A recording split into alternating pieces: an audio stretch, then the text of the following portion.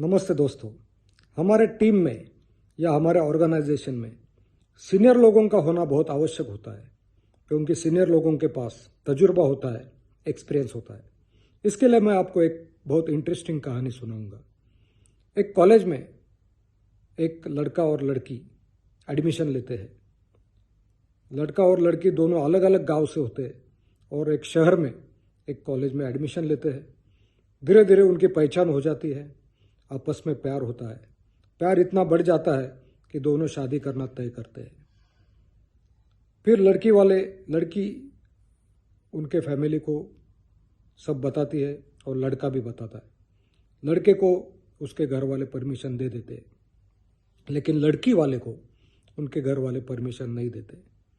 लेकिन वो लड़की बहुत जिद करती है और उनके पिता को कहती है कि मैं शादी करूंगी तो सिर्फ इसके साथ, अदरवाइज मैं जिंदगी भर कुंवारी रहूंगी। तो लड़की का पिता बाद में सोचता है और कहता है कि ठीक है, शादी अपन उसके साथ करवाएंगे। और शादी तय होती है। तय होने के बाद जब शादी के दिन बारात आने लगती है तो लड़के के पिताजी को एक कंडीशन डालते हैं और कहते हैं कि आप बारात लेके आइए, लेकिन मेरी शर्त है कि इस बारात में एक भी सीनियर सिटीजन नहीं होगा, यानी वयस्क आदमी नहीं होगा। ये हमारी कंडीशन है। अगर एक भी हमें दिखा तो ये शादी हम तुरंत कैंसिल कर देंगे।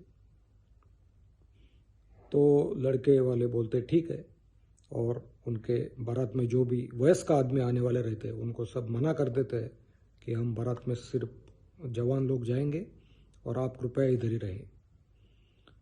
लड़के का जो नाना होता है वो कहता है कि मुझे तो शादी में आना ही है, आप कुछ भी करो, मुझे पता नहीं, लेकिन मैं तो शादी में आऊँगा ही।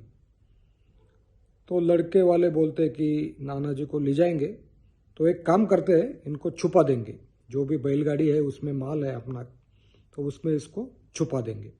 और नाना जी को वो छुपा देते हैं और धीरे धीरे बारात निकलती है। और जो दोनों गांव के बीच में एक नदी बहती है, तो नदी के वहाँ रुक जाती है और वो तय करते हैं कि आज रात को इधर स्टे करेंगे और कल हम नदी पार करके बारात लेके शादी के लिए रवाना करेंगे, पहुंच जाएंगे। और सब स्टे की अरेंजमेंट करते हैं वहाँ पे।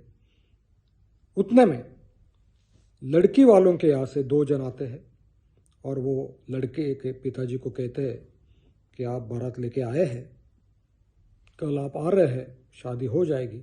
लेकिन लड़की के पिताजी ने एक कंडीशन डाली है, एक शर्त डाली है कि ये जो नदी बह रही है उस नदी में कल सुबह दूध बहना चाहिए, ऐसी शर्त रखी है। अगर दूध नहीं भरा तो शादी कैंसिल हो जाएगी।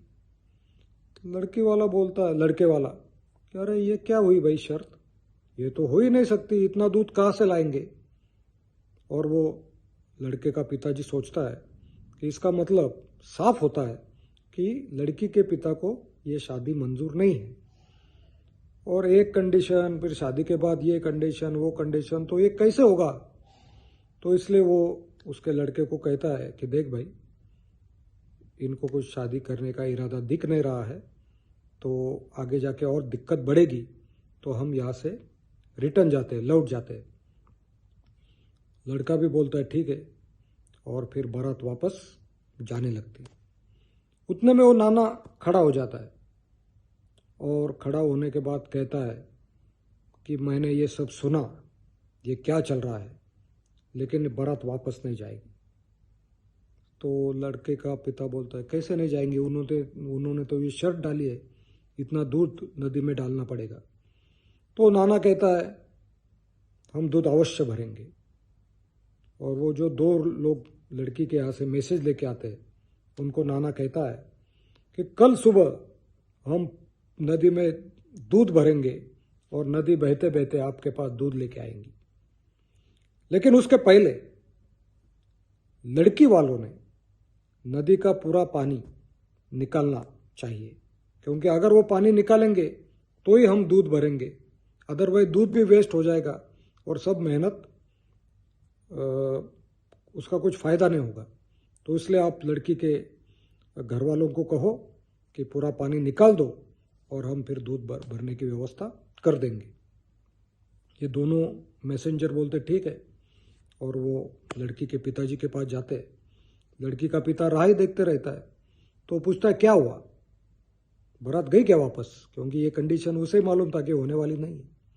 तो दो मैसेंजर कहते हैं कि नहीं, वो दूध भरने को तैयार है, लेकिन उन्होंने कहा है कि पहले लड़की वालों को ये जो नदी का पानी है वो निकाल के देना पड़ेगा और उसके बाद ही हम दूध भरेंगे, अदरवाइज दूध वेस्ट हो जाएगा। तो लड़की का पिता सोचते रहता है, उसे खुशी भी होती है कि अरे मैंने ये कंडीशन डाली, लेकिन लड़के वाले के फैमिली के लोग बहुत होशियार है, उन्होंने उस पर बराबर जवाब दिया। तो ऐसे होशियार फैमिली में अगर मेरी लड़की जाती है तो कोई बात नहीं, और वो शादी वापस तय हो जाती है, बारात धूमधाम से आती है और शादी हो जाती। दोस्तों, कहने का मतलब यही कि कभी कभी हमें नॉलेज से ज़्यादा एक्सपीरियंस या तजुर्बे की आवश्यकता होती है, और इसलिए हमारे फैमिली में, हमारे टीम में, हमारे ऑर्गेनाइजेशन में अगर सीनियर लोग हो तो उनका फ़ायदा ज़रूर हमें होता है। Thank you very much. Have a nice time.